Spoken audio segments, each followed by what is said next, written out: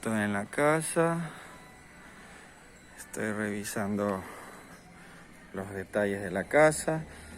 Abajo en el fierro está gastado, ya está oxidado. Todo esto de aquí hay que hacer un cambio. Estamos entrando a la casa. La pared tiene unas cuarteaduras, que eso se puede resolver. Los cables no sé cómo están. Cuarteadas. Así.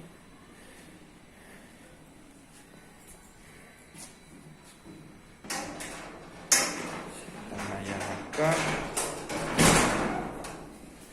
No sé. Es la base, ¿no? Ni le hace, porque parece que fue cosa de agua. Sí.